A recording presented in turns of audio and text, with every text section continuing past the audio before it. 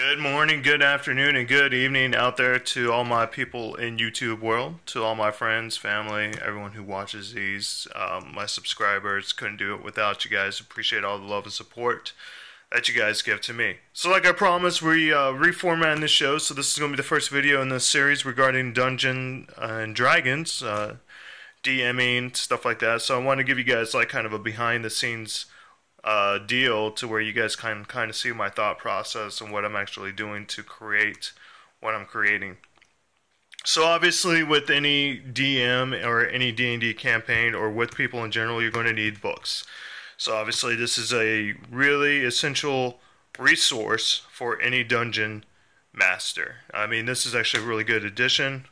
5th ed, it goes from the beginning, from creating your world to treasure, money, experience, and all that, and just kind of give you what you can do for everything. Not to mention it has awesome artwork, certain scenarios, and how to take your players forward from there, and how to create random dungeons and stuff like that for them. The reason why we went with 5th ed is because we got a little burnout from 3.5. 4th ed was kind of not really my favorite one in the world, so I thought 5th ed was kind of the great balance between both of those books, or editions rather, not books but editions. So we decided to pick this up and start from there. All my friends already had it, so I got my gear. I got this one obviously, and another useful, whoop, there goes that. Sorry guys. So another useful thing for everyone is obviously your monster manual for the DM. Now, if you're just planning on being a player or whatever, then you obviously don't need it unless you just want to look at pictures or whatever, or check out the monsters that is going on. So, I do highly recommend getting this to go ahead and do it. Gives you good base stats and what each one does.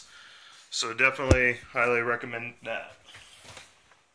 As well as for any DM and player alike, you're going to need your player's handbook. Retail US prices normally run you about $50 a pop. You can probably find them, I don't know how much that is in euros, what, 30 euros or something like that, 40 euros, I don't know. Not euros, but GBP, Great Britain pound. So if anyone knows that price, just go ahead and tag it down below, and we can make that happen for people who are interested. Anyway, so these are the tools for any D&D campaign. You are going to need these books to make it happen and go from there. You could also find great deals, like I said. You could find great deals on Amazon, eBay, whatever you got to do to get these books, half price, whatever. But these are your rule listings for the player, which the DM needs to know, as well as player creation process and what they can do to create their players, and go from there. Alright, so that's 5th edition, brand new start for me and my people. And also, to do a brand new start, I thought I'd create a brand new world. So this is the world of Akara that I'm actually working on, the cartography and stuff like that right now. So I decided to do it a split continent world and go from there. And not just like a Pangea that you normally see with Middle Earth or Forgotten Realms or even Robert Jordan's work and stuff like that. See, I got a little bit of mountains going on. Still working on it, obviously. This is the general shape of how it goes down. I've seen a lot of people do different techniques in regards to how they draw their world. You could use beans and spill them all over the paper and just kind of put them and shape them how you want to before you put your pen marks down. You could even do like dice. You can use a whole bunch of dice and just trace it out and shape it and draw light lines until you figure out how you want to do it so you're not erasing all over the place.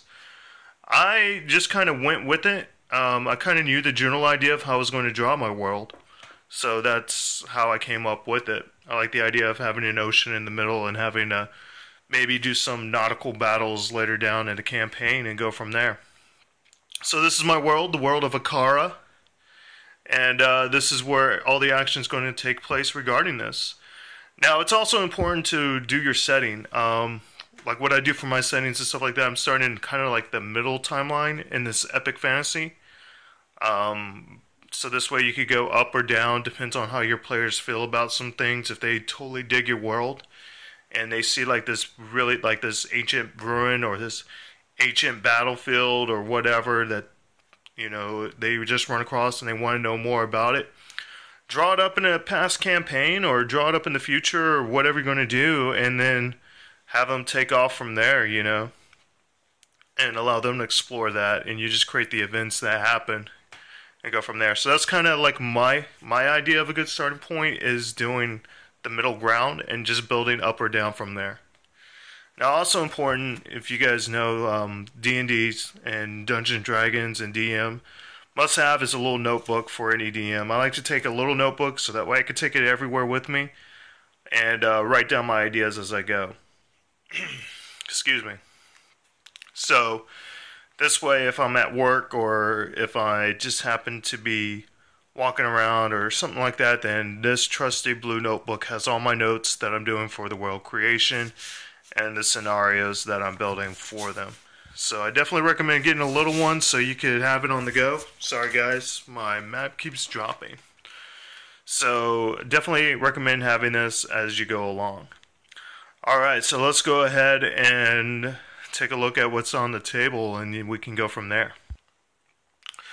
Alright, so we are looking at an Empire Great Cannon team and their Great Cannon.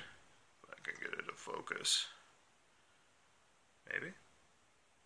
Anyways, yes, they are Age of Sigmar, formerly known as Warhammer Fantasy Miniatures.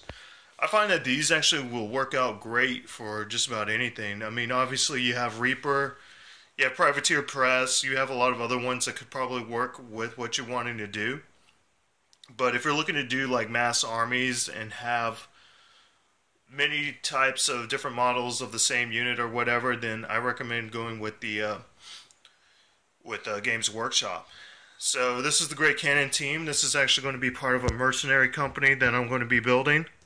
I don't think they're going to be starting off the bat with a cannon, but this is kind of the general idea of how they're going to look. So this is a guy that makes sure that everything is pressed down there tightly so they can get the impact they're looking. It's not focusing. There we go. So green, yellow are the colors that I'm going for. I need to still base them, but that's generally what they're going to look like. This is the guy, the commander or the sergeant, so to speak. So I want to do something a little different with them. I want them to be uniform, but still different in how they look. So obviously the one has like a red beard.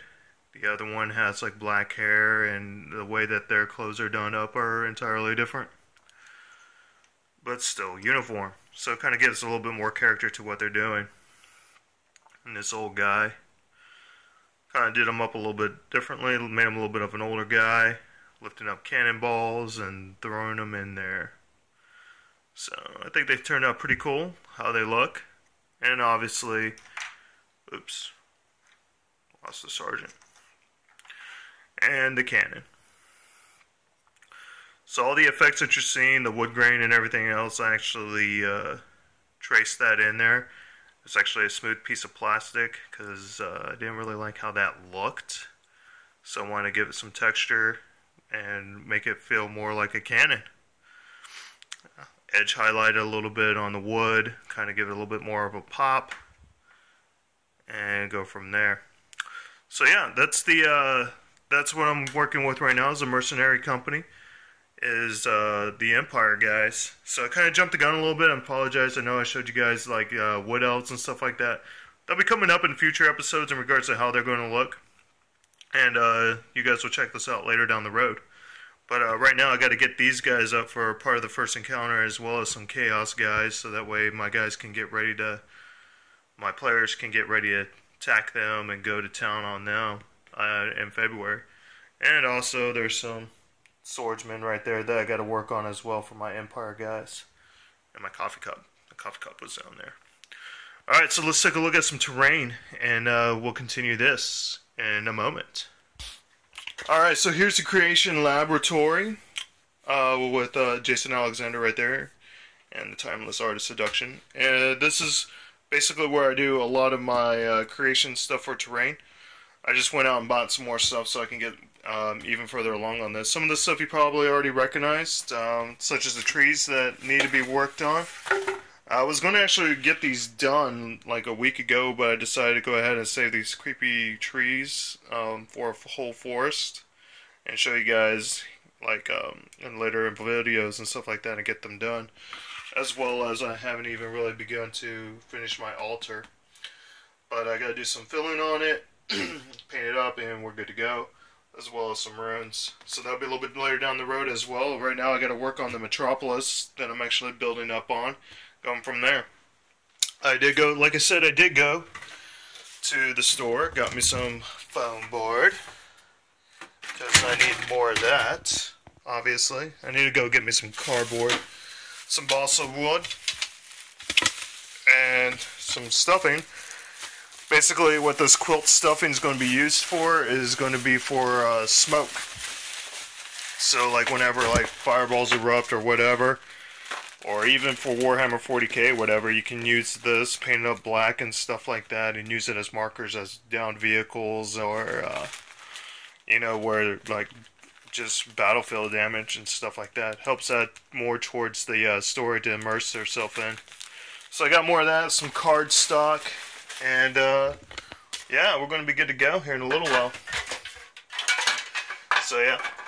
Cheap supplies to help make your D&D terrain. I do recommend, if you don't want to do that, there's obviously Hearst Arts as well as Dwarven Forge. So if you're looking for something a little bit easier, probably, I guess, more detailed or whatever, then you can do that. The only thing I have with that is obviously you're going to pay for your molds. And they make a tremendous product, don't get me wrong. They make a tremendous product, but you're paying for a ton of molds. And this way, I really feel like you could probably do what you need to get done with the cardboard, cardstock, and stuff like that, and paint it up however you want to, and still have maybe simple, like enough room to be able to play on. Plus, it'll be cheaper in the long run. But don't get me wrong, I love their products. I wouldn't mind having some of their stuff and building some outdoor terrain with it. But right now, you know, we're doing this on a budget, so you guys can check those out. Alright guys, so this is this first segment of the Dungeons & Dragons Adventures with the DM. Adventures with the DM, I like that. I'm going to probably make that as a title. Alright guys, thanks a lot for staying tuned and watching, and here you go. We can close out on Jason Alexander and the Timeless Art of Seduction. Alright guys, bye.